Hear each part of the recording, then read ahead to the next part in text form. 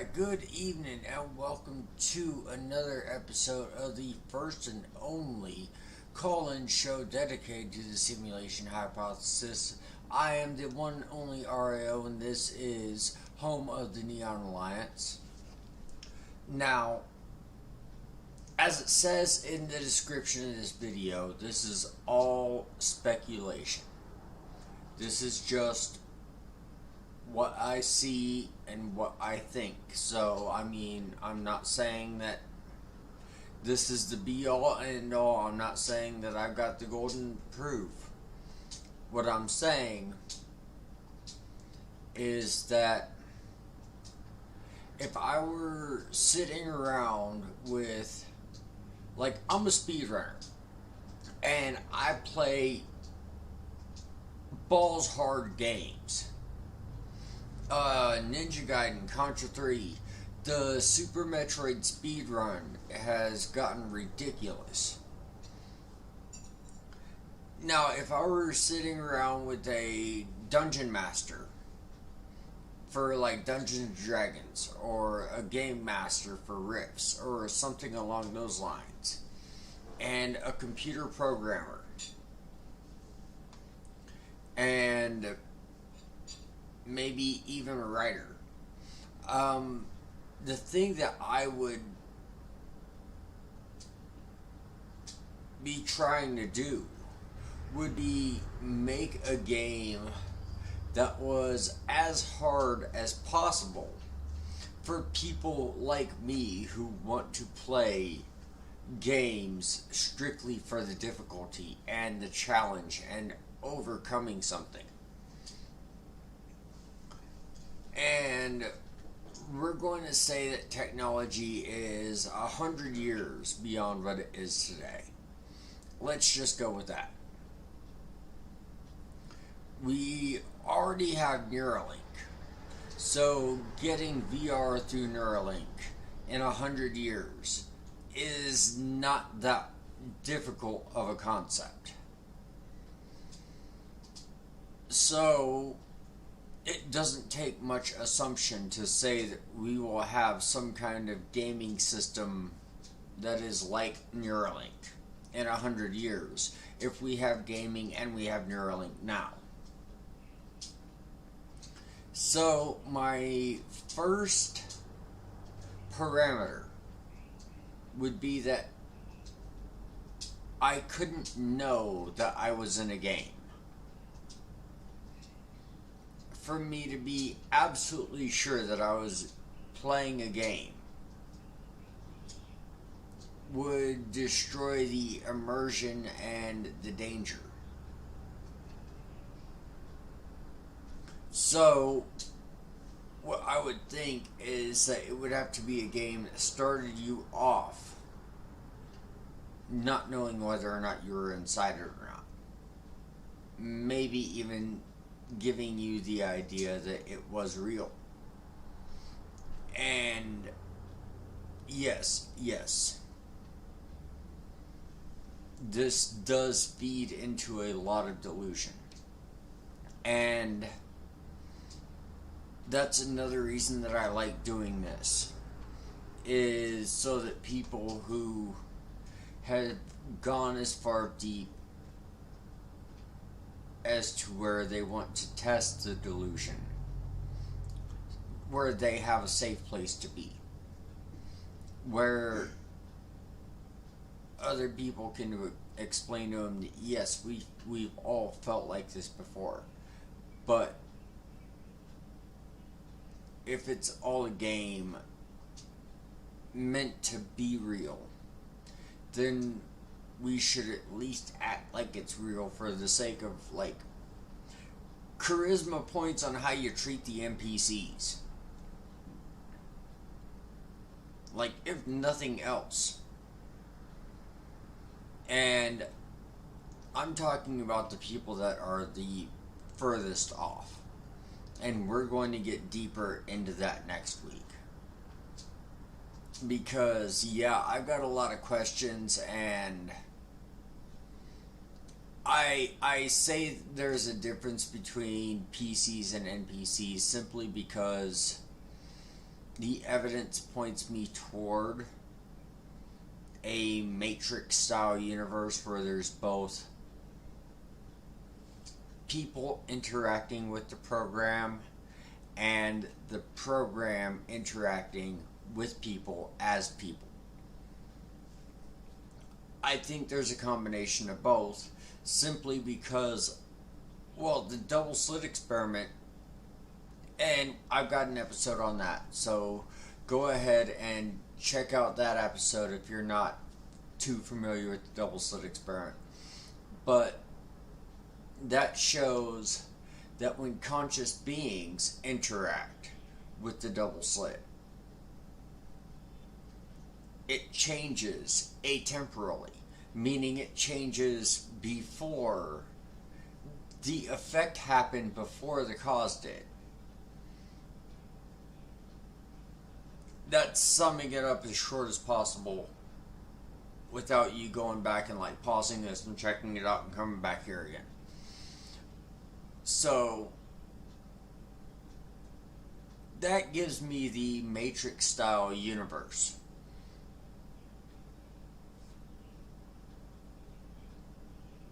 When we think about challenging games, the other thing that we have to think about is we need a boss fight. What kind of boss fight can we use? Well, what if the boss wasn't something any more than an idea? And this brings about two completely different, at a glance, perspectives. Because the first one we see is the obvious one, the God question. Isn't there a monotheistic God? And the idea of a monotheistic God, especially when personified, gives people an idea of what to worship. And it got to the point where atrocities were done in the name of these God characters.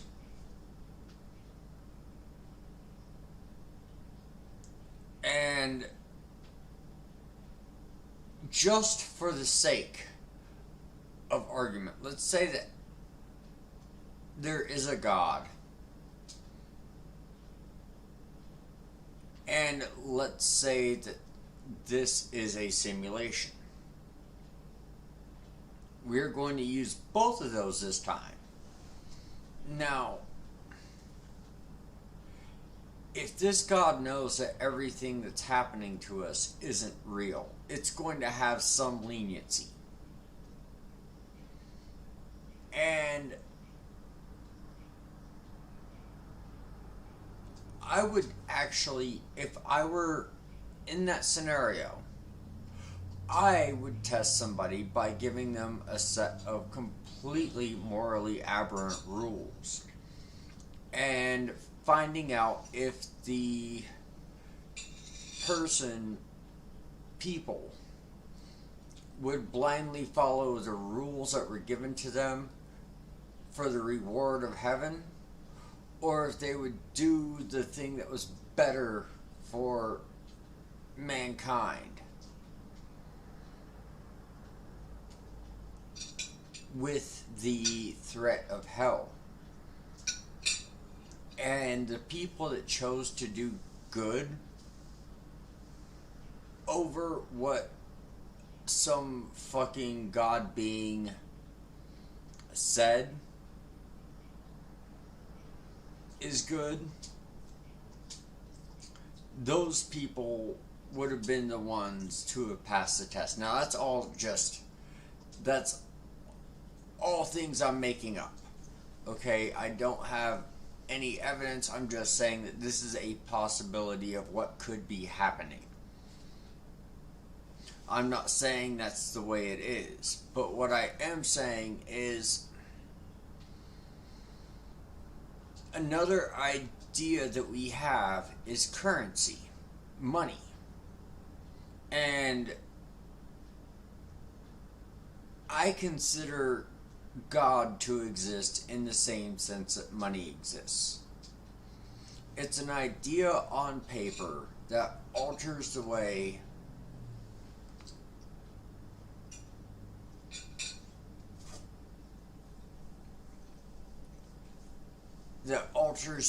people interact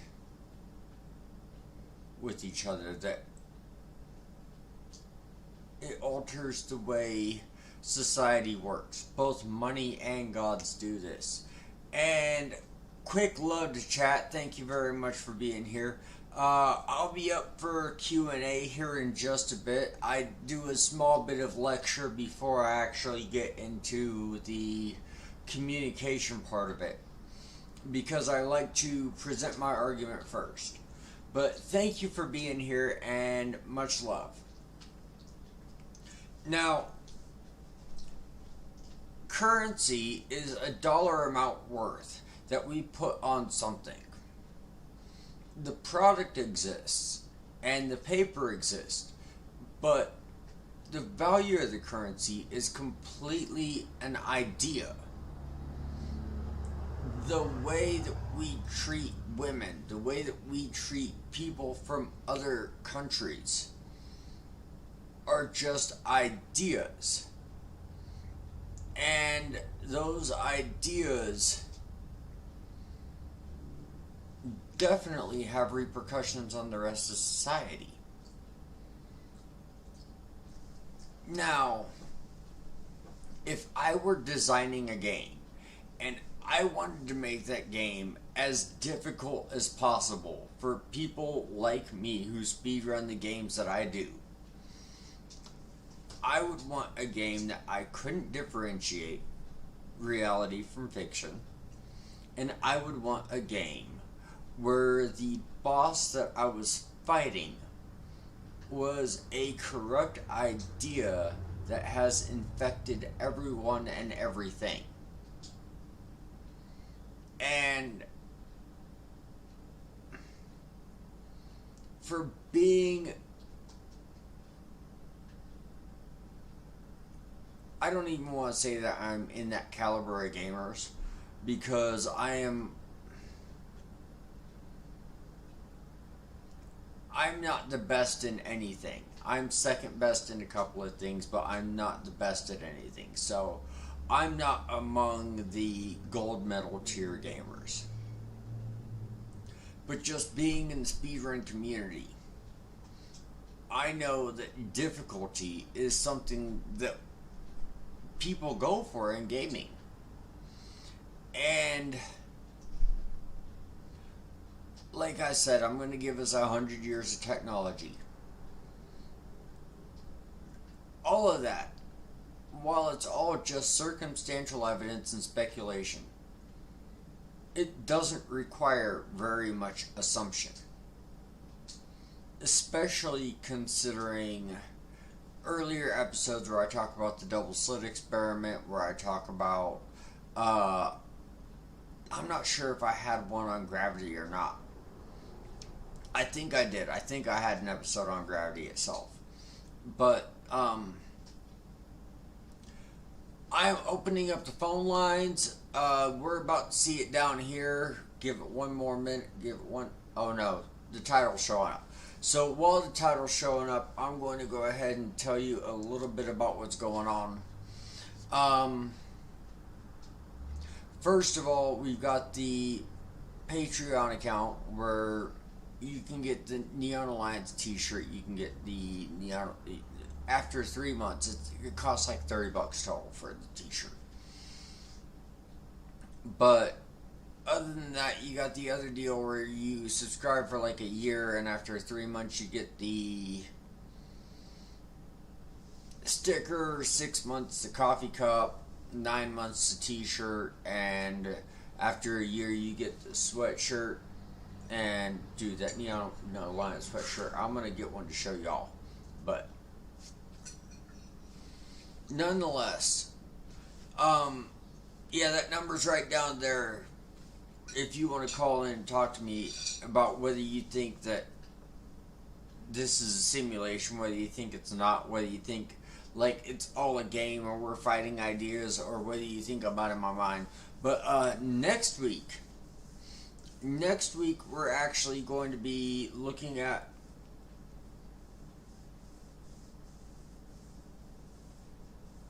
next week. I can look up this other guy, Brad. We're going to be looking at one of his videos because he claims that he has all the answers. And he claims that he knows all of these things because he got it from the Almighty Creator. So, next week we are going to be breaking down everything that he has to say. And we're going to be looking at it from a skeptical point of view. We're going to be saying, we're going to, well, you don't have to object. You can also,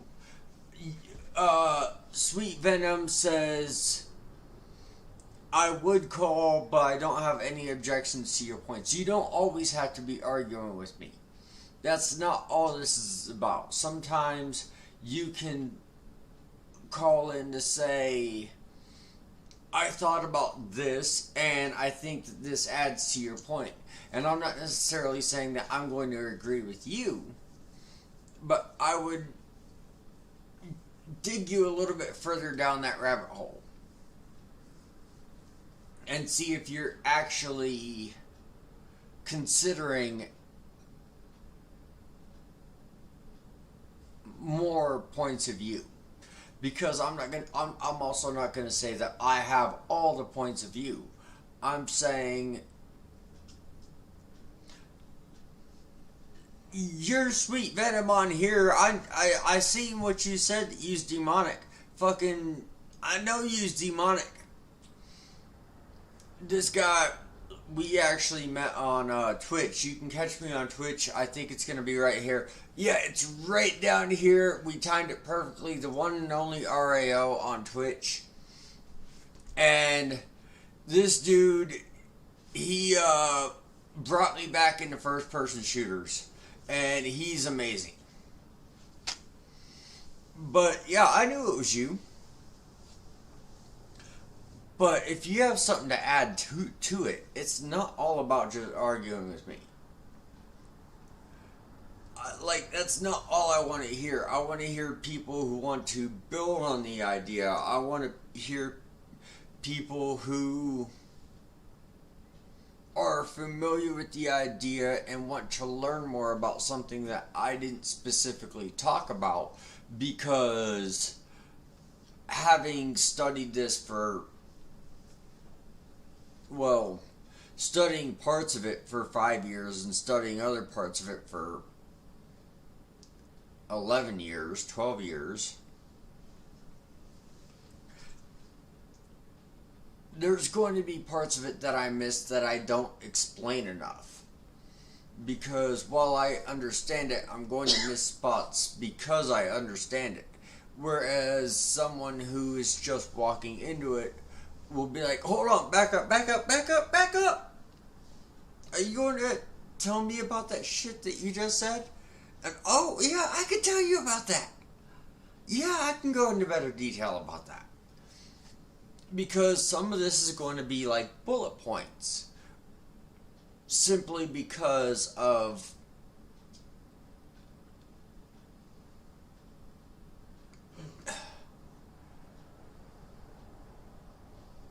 I think that people who watch this will have a certain degree of knowing about the simulation hypothesis, but I still want to be respectful to people who are just now being introduced to it.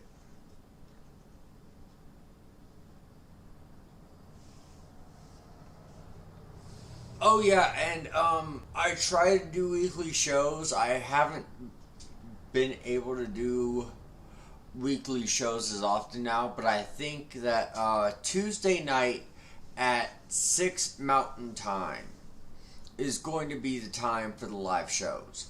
I think that's like it's not going to interfere with football. It's going to be pretty much prime time. Like it feels good. It that's what it feels like. Is what we should be doing is Tuesday at 6 Mountain, and that's going to be 5 Pacific. That's going to be 7 Central. That's going to be 8 Eastern. And if you're off in London, which, well, not London, but like close to there. If you're off in the UK, that's going to be 6 plus 7. That's going to be 1 o'clock in the morning. Dang.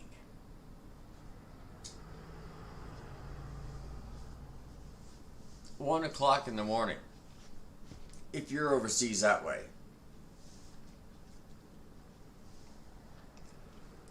Well, we appreciate that, Venom, and yeah, like I said, the phone lines are open if you want to call in, and that Patreon is up. I'm going to give it a little bit more time because we are switching up the times. So there might be people who have been watching who are looking for when it is. But yeah, that's basically all the speculation that I had to come up with was that if I was making a game, and if I, as a challenge run speedrunner, were making a game with a game developer and a computer programmer, and we had slightly modified technology than we do now, something that I'm guessing that we're going to have in 10 years, and I even gave it 100 years, I would just say this is the kind of game that I would want to make. Now, at the same time, I could see the same concept being used as a prison, depending on how you lived.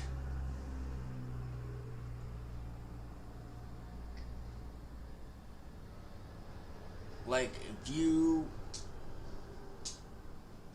just lived miserably, I could see this place as being a prison.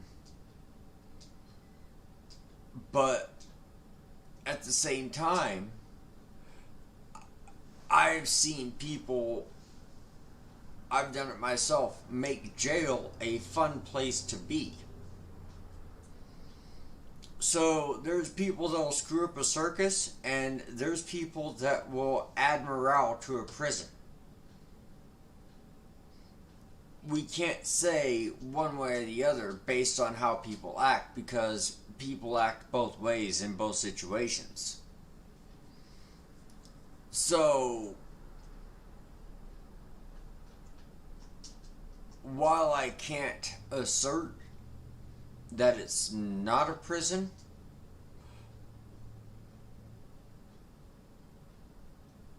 based on the fact that I'm entertained, I'm saying it's a game.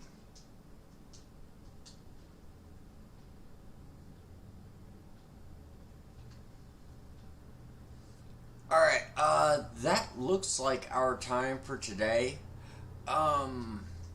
What we're going to go ahead and do this time, instead of just cutting it off, is we're going to play the outro music. Now, I am writing another outro theme, but I just can't get anything quite down and right. But we're going to try to be working on that for y'all, so we can get that outro theme going on, so that we're not listening to the same shit coming in and going out.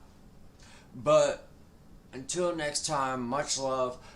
Check out Tang and the Ozone if they are alive. I think they're doing the chopping it up with Jenna right now. So go ahead and check out the Ozone. Check out Tang. Them some good folks. And until next time, keep it real.